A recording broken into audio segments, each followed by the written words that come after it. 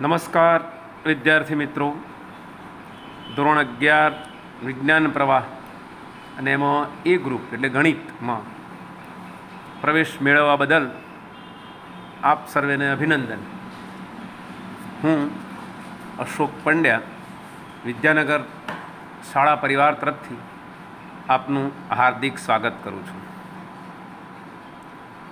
હું આપનું ધોરણ 11 અને 12માં અને સાથે બીજી પટેલ સાહેબ પણ ખરા, બે મળી અને તમને ગણિત ભણાવીશું.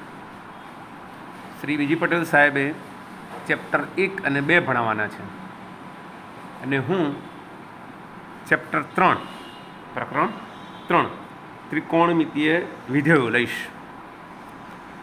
એમાં આપણે વિધેયની જરૂર પડશે, જે ચેપ્ટર ભરતભાઈ સાહેબ ટૂંક સમયમાં શરૂ કરી દેવાના છે. શરૂઆતમાં આપણે ત્રિકોણમિતિના જેમાં વિધેયની જરૂર ન પડે એવા ભાગની ચર્ચા કરીશું. આજે આપણે પાર્ટ 1 શરૂ કરીએ છીએ, ત્રિકોણમિતિ, જે તમે ધોરણ 9, 10 આ બધામાં શીખ્યા જ છો, પણ એમાં મર્યાદિત સ્વરૂપમાં સાઇન, કોસાઇન, ટેન્જેન્ટ, કોટેન્ટ, સેકેન્ટ, કોસેકેન્ટ, જેને ટૂંકમાં તમે સાઇન, કોસ, ટેન, કોટ, સેક, કોસેક કહેતા હતા.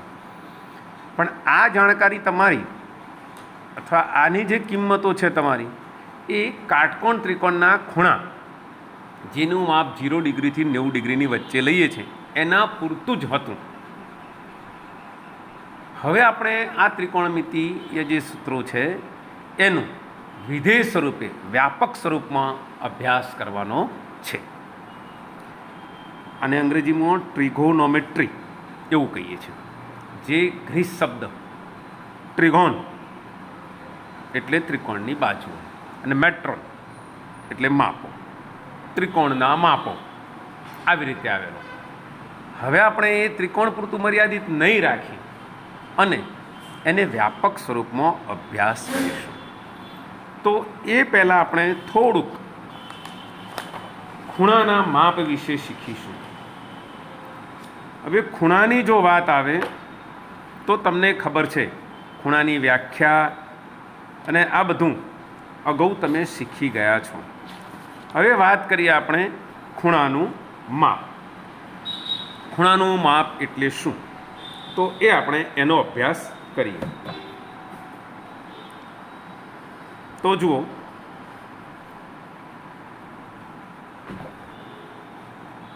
આ ઓ આરંભ બિંદુ અથવા શિરોબિંદુથી આ જે કિરણ છે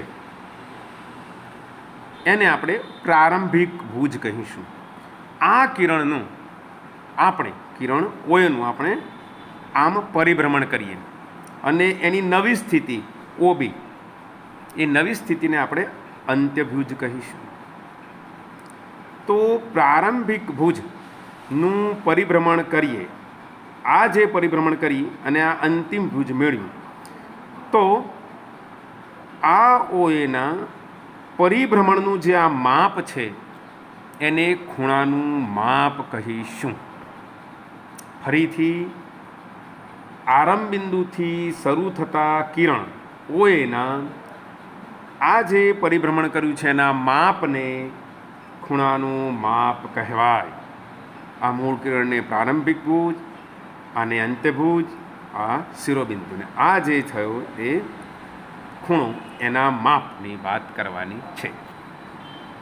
હવે આપણે ખૂણો અત્યાર સુધી તો તમે 0 ને 180 ડિગ્રીની જ મહદ અંશે વાત કરેલી છે, ઋણ ખૂણાની તો વાત જ કરી નથી તમે. પણ હવે આપણે ખૂણાના માપની પણ વ્યાપક વાત કરવાના છીએ. કેવી રીતે, તો જોઈએ. જો પરિભ્રમણ, આપણે જાણું પરિભ્રમણ કરીએ છીએ એ ઘડિયાળના કાંટાની વિરુદ્ધ દિશામાં, ઘડિયાળ છે ને એ આમ પરિભ્રમણ કરે છે. તમે ઘડિયાળ જોયું હશે, તેનું પરિભ્રમણ કેવું છે, 12 પછી 1, 2, 3 આમ આ રીતે પરિભ્રમણ કરે છે. પણ આપણે એનાથી વિરુદ્ધ દિશામાં જો પરિભ્રમણ ઘડિયાળના કાંટાની વિરુદ્ધ દિશામાં કરવામાં આવે, આમથી આમ આપણે બી આમ લઈ ગયા એટલે આ રીતે, અને જે ખૂણો બને એનું જે માપ છે અથવા આ જે પરિભ્રમણનું માપ છે એ ધન થશે. હવે જો તે પરિભ્રમણ ઘડિયાળના કાંટાની દિશામાં કરવામાં આવે, આ ઓએ એનું પરિભ્રમણ નીચેની દિશા, નીચે તરફ, એટલે કે ઘડિયાળના કાંટાની દિશામાં કરવામાં આવે તો આ ખૂણાનું જે માપ મળશે એ ઋણ હશે. એટલે ફરીથી એકદમ નવી બાબત તમારી માટે યાદ રાખવાની છે કે ખૂણાનું માપ ધન અને ઋણ એમ બે ભાગમાં આપણે લઈશું. જો પરિભ્રમણ ઘડિયાળના કાંટાની વિરુદ્ધ દિશામાં, અંગ્રેજીમાં કહીએ તો એન્ટી ક્લોક વાઇઝ ડિરેક્શન, ઘડિયાળના કાંટાની વિરુદ્ધ દિશામાં કરવામાં આવે તો પરિભ્રમણ ધન લેવાનું છે. અને જો પરિભ્રમણ ઘડિયાળના કાંટાની દિશામાં લેવામાં આવે તો એ ખૂણાનું માપ ઋણ લેવામાં આવશે. હવે ખૂણાના માપ માટે પણ આપણે બે એકમની વાત કરવાના છીએ. અત્યાર સુધી તમે અંશ માપની જ વાત કરતા હતા, 0 અંશ, 90 અંશ, 60 અંશ, 30 અંશ એવી વાત કરતા હતા. હવે અંશ માપ તો ખરું જ, પણ સાથે સાથે બીજા એક રેડિયન માપની પણ વાત કરવાની છે. અંશ માટે અંગ્રેજીમાં ડિગ્રી એવું કહીએ છીએ, 30 ડિગ્રી, 40 ડિગ્રી. આપણે હવે પહેલાં અંશ માપના એકમની વાત કરીએ. અંશ એટલે શું?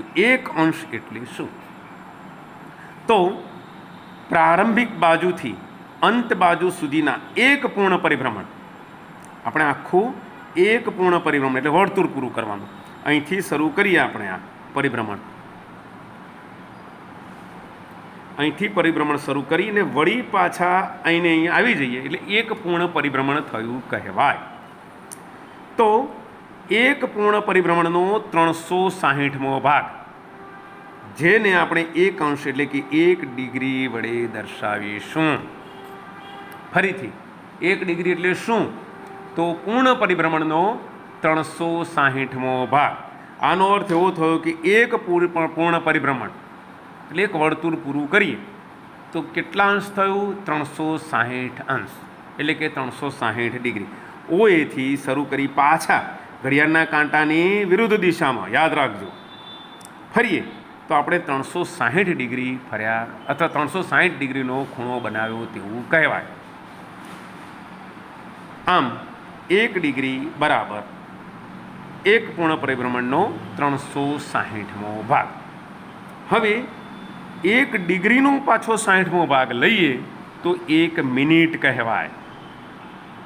1 ડિગ્રીનો 60મો ભાગ એટલે 1 મિનિટ. આમ 1 મિનિટ બરાબર 1/60 ડિગ્રી. એનાથી જરા થોડું સૂક્ષ્મ માપ લઈએ તો 1 મિનિટનો 60મો ભાગ એટલે 1 સેકન્ડ. અને કેવી રીતે દર્શાવાય? મિનિટ માટે આ રીતે 1 ડેશ કરવાનો, સેકન્ડ માટે આવી રીતે 2 ડેશ કરવાના, 1 ઉપર ડબલ ડેશ. આમ 1 સેકન્ડ બરાબર 1/60 મિનિટ અને 1 મિનિટ બરાબર 1/60 ડિગ્રી. આમ 1 સેકન્ડ બરાબર 1/60 ગુણ્યા 60 એટલે 1/3600 ડિગ્રી થાય. યાદ રહેવું જોઈશે. હવે ખૂણાના વ્યાપક માપોની વાત કરીએ. જો કેવી રીતે દર્શાવીશું તે. ઓએ આપણી પ્રારંભિક ભુજ છે, બરાબર. હવે એનું આમ ઘડિયાળના કાંટાની વિરુદ્ધ દિશામાં પરિભ્રમણ કરીએ અને આ 30 ડિગ્રીનો ખૂણો થયો. એ જ પરિભ્રમણ જો એટલું જ પરિભ્રમણ આપણે ઘડિયાળના કાંટાની દિશામાં કરીએ, પરિભ્રમણ તો બંને વખત સરખું જ છે, પણ એ વખતે જે ખૂણો બને એ -30 ડિગ્રી લઈશું. આપણે આવી વ્યાખ્યા આપી છે કે ભાઈ ઘડિયાળના કાંટાની દિશામાં જે પરિભ્રમણ કરીએ અને ખૂણો ધારો કે થીટા મળતો હોય તો તેટલું જ પરિભ્રમણ ઘડિયાળના કાંટાની વિરુદ્ધ દિશામાં જે કર્યું તેટલું જ દિશામાં કરીએ તો તે જે ખૂણો મળે તે -θ હશે ડિગ્રી. 360 ડિગ્રી કેવી રીતે દર્શાવીશું? તો જુઓ, આ OA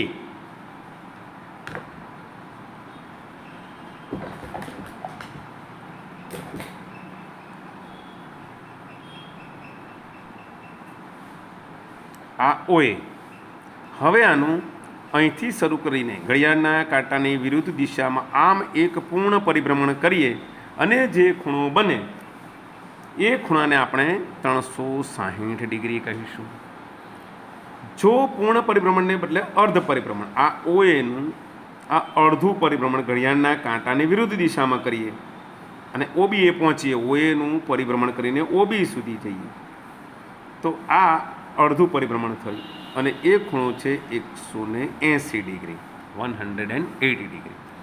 હવે એ જ વાત જુઓ જરા, પરિભ્રમણ એટલું જ કરવાનું છે, પણ ઘડિયાળના કાંટાની દિશામાં. જો આ આરંભ બિંદુ ઓએ કિરણનું પરિભ્રમણ અર્ધ પરિભ્રમણ કરી આ ઓબે મેળવ્યું, પણ દિશા કઈ છે? ઘડિયાળના કાંટાની દિશામાં. એટલે આ ખૂણો ઋણ અને એ -180 ડિગ્રી થશે. એ જ રીતે આ ઓએ પ્રારંભિક બાજુ એનું પરિભ્રમણ કાટખૂણા જેટલું ઘડિયાળના કાંટાની દિશામાં કરીએ તો -90 ડિગ્રી થશે. હવે એક બીજી વાત કરીએ પૂર્ણ પરિભ્રમણ પછીની. જો આ ઓએ આપણું પ્રારંભિક ભુજ છે, હવે આનું પરિભ્રમણ એક પૂર્ણ પરિભ્રમણ કર્યું, વળી પાછું બીજું આટલું પરિભ્રમણ કરીએ 30 ડિગ્રી જેટલું, તો આ 360 વત્તા આ 30 ઘડિયાળના કાંટાની વિરુદ્ધ દિશામાં છે એટલે ધન થશે. તો એટલે 360 વત્તા 30 એમ 390 ડિગ્રીનો ખૂણો થશે. એટલે ખૂણો 360થી પણ મોટો હોઈ શકે. એવી જ રીતે ઘડિયાળના કાંટાની દિશાની થોડીક વાત કરી. આ ઓએ આપણું મૂળ કિરણ છે અથવા પ્રારંભિક બાજુ છે, એનું ઘડિયાળના કાંટાની દિશામાં એક પૂર્ણ પરિભ્રમણ કરો એટલે 360 ડિગ્રી, પણ કેવા માઇનસ, વળી પાછું એ જ દિશામાં આગળ 60 ડિગ્રી જઈએ એટલે -360 વત્તા -60 એમ -420 ડિગ્રીનો ખૂણો થયો. એટલે ખૂણાના ડિગ્રી માપની વાત કરી. એમાં આપણે બે ભાગ પાડ્યા, ખૂણો ધન પણ હોય અને ખૂણાનું માપ ધન પણ હોય અને ખૂણાનું માપ ઋણ પણ હોય. ધન કેવી રીતે મળે, ઋણ કેવી રીતે મળે? ઘડિયાળના કાંટાની વિરુદ્ધ દિશામાં જાઓ તો ધન માપ મળે, ઘડિયાળના કાંટાની દિશામાં જ તો ઋણ માપ મળે. આ ખાસ ધ્યાન રાખીશું. હવે ખૂણાના માપની એક બીજી વાત કરીએ.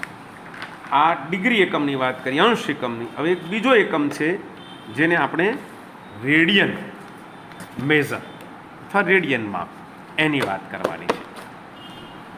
તો એની વ્યાખ્યા આપણે આપીએ.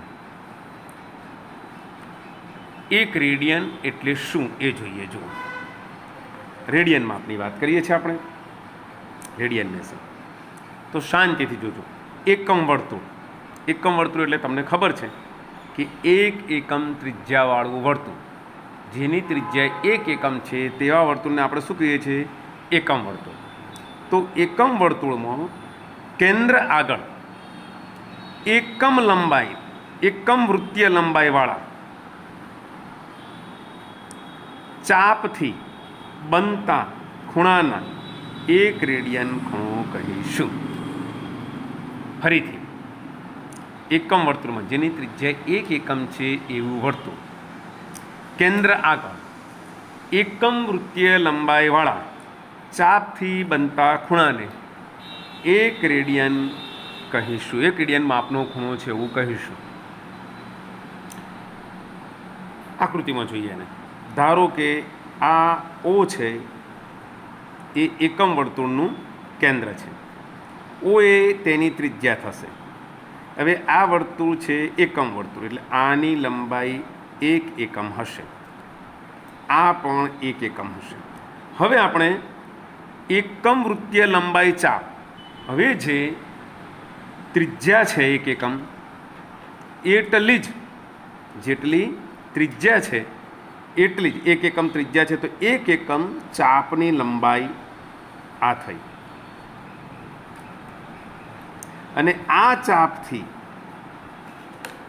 આ જે ખૂણો બન્યો એને 1 રેડિયન કહેવાય. આ ત્રિજ્યા છે 1 એકમ. આ ચાપની લંબાઈ પણ 1 એકમ. આ જે મૂળ કિરણ છે એનું આમ જોઈ જઈએ તો આ પરિભ્રમણ થયું. પરિભ્રમણ કેટલું કર્યું? તો એ થી બી સુધી. એ બી જે ચાપ છે એની લંબાઈ કેટલી છે? 1 એકમ. મૂળ મુદ્દે તો એકમ લંબાઈનો જે ચાપ છે એ કેન્દ્ર આગળ જે ખૂણો આંતરે એ ખૂણાના માપને 1 રેડિયન માપનો ખૂણો કહીશું. તો આમ તમને ખૂણાના રેડિયન માપની સમજ પડી જવી જોઈએ. ટૂંકમાં એક વાત ફરીથી વાત કરી લો. એકમ વર્તુળ એટલે કે જેની ત્રિજ્યા 1 એકમ છે. તો એકમ વર્તુળમાં કેન્દ્ર આગળ એકમ વૃત્તીય લંબાઈવાળા એટલે જેટલી ત્રિજ્યાની લંબાઈ છે એટલી જ લંબાઈનો ચાપ, બીજા શબ્દોમાં કહીએ તો ચાપ જે કેન્દ્ર આગળ ખૂણો બનાવે આ એકમ લંબાઈનો ચાપ છે 1 એકમ. એ બી ચાપની જે લંબાઈ છે એ 1 એકમ છે. આ ચાપ વડે જે આ ખૂણો બન્યો એના માપને 1 રેડિયન કહીશું. હવે આ માપને થોડુંક વ્યાપક વાત તો આપણે જેમ આ દિશામાં પરિભ્રમણ આપ્યું એવું જ પરિભ્રમણ નીચે હોય. આ O, આ A અને આ ધારો કે B. અને આ પરિભ્રમણ 1.1/2 આ ચાપની લંબાઈ કેટલી હોય? ત્રિજ્યા 1 એકમ છે. ચાપની લંબાઈ ધારો કે 1.5 લઈએ તો પણ આ પરિભ્રમણ કેવું છે? ઘડિયાળના કાંટાની દિશામાં. એટલે ખૂણો જે છે એ કેટલો બનશે? -1.5 એટલે -1.5 રેડિયન. કેમ? તો આ ઘડિયાળના કાંટાની દિશામાં.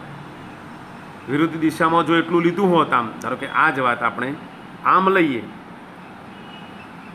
એ અને આ સી ધારો કે, પણ આ દિશામાં આ પરિભ્રમણ આ દિશામાં લઈએ તો આ ખૂણો 1.5 રેડિયન 1.5 રેડિયન થશે. આ ધન થશે કારણ કે આ ઘડિયાળના કાંટાની વિરુદ્ધ દિશામાં પરિભ્રમણ. આ ઘડિયાળના કાંટાની દિશા. હવે આપણે જાણીએ છીએ તે મુજબ કોઈ પણ વર્તુળનો પરિઘ જે છે એ કેટલો હોય?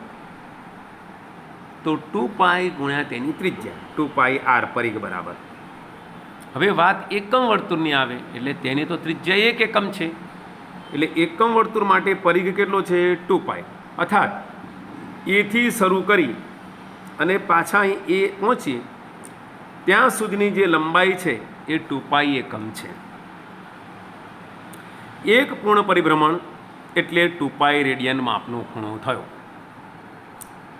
પરિભ્રમણ આખું પૂરું થઈ જાય તો એ ખૂણો 2π. અને દિશા શું યાદ રાખવાની? ઘડિયાળના કાંટાની વિરુદ્ધ દિશા. આમ જો ઘડિયાળના કાંટાની દિશામાં પાછા એમ જઈએ તો એ -2π રેડિયન થશે. એ તો અંશમાં જેમ લીધું તેમ જ લેવાનું છે. હવે એકમ વર્તુળને બદલે જો તમે કોઈ પણ વર્તુળની વાત કરીએ તો, એટલે કે વ્યાપક રીતે r એકમ ત્રિજ્યાવાળા વર્તુળમાં r લંબાઈના ચાપ દ્વારા કેન્દ્ર આગળ બનતા ખૂણાનું માપ 1 રેડિયન થશે.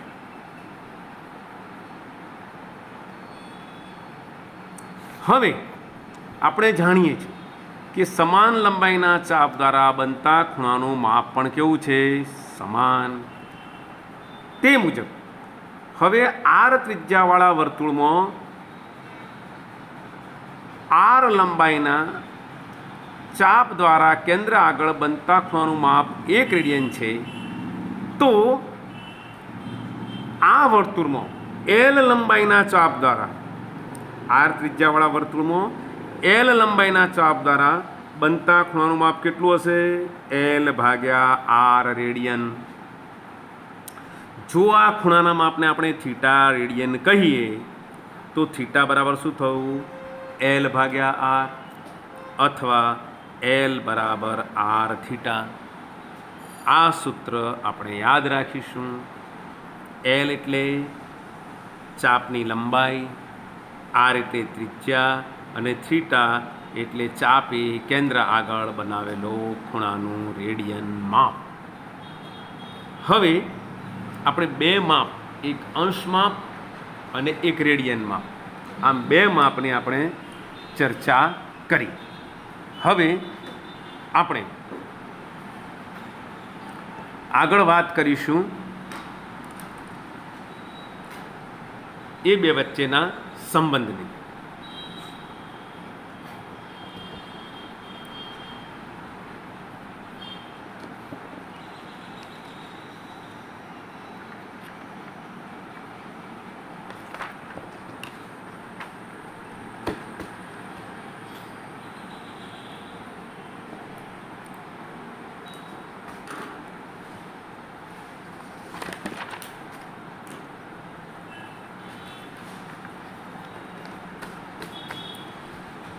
આપણે જોયું તેમ એક પૂર્ણ પરિભ્રમણ એટલે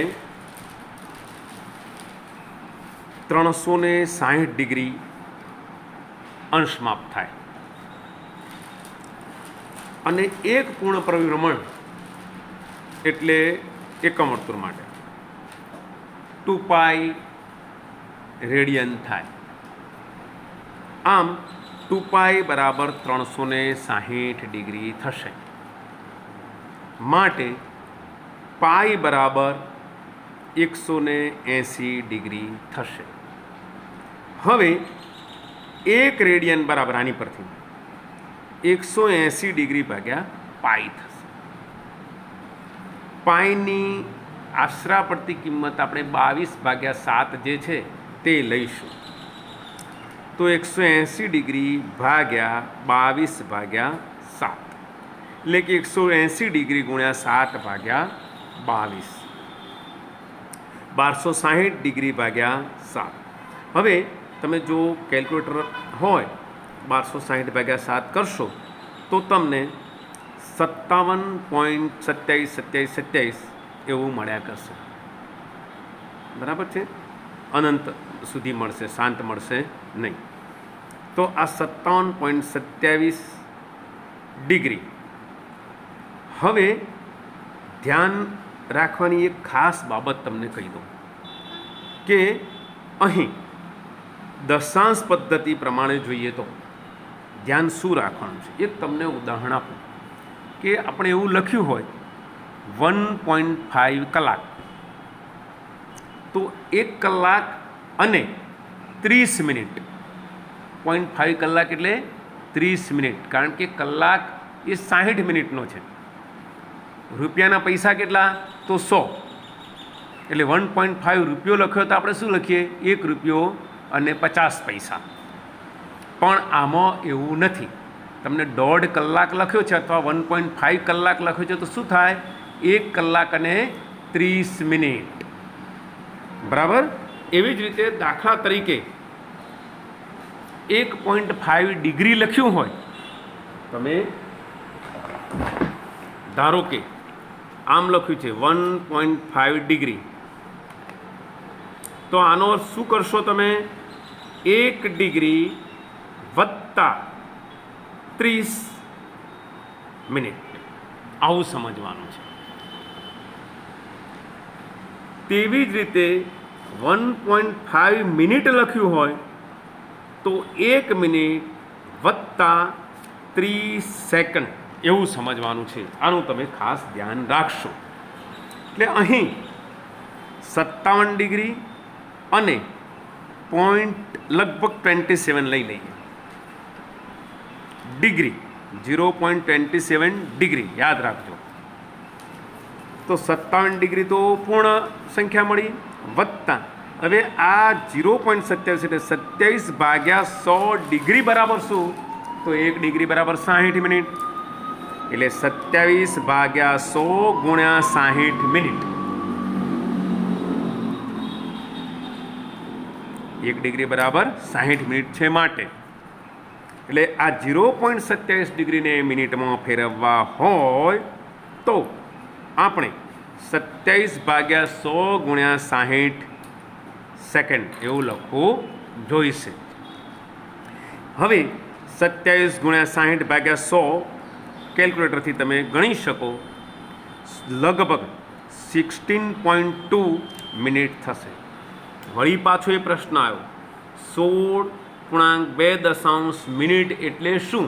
તો 16 મિનિટ તો પૂર્ણ થઈ, પછી 2 મિનિટ છે. 2 મિનિટ એટલે 2 ગુણ્યા 60 સેકન્ડ. 1 મિનિટ બરાબર 60 સેકન્ડ છે, માટે એટલે 2 ગુણ્યા 60 એ જે થયો એ બધી ટોટલ સેકન્ડ થઈ.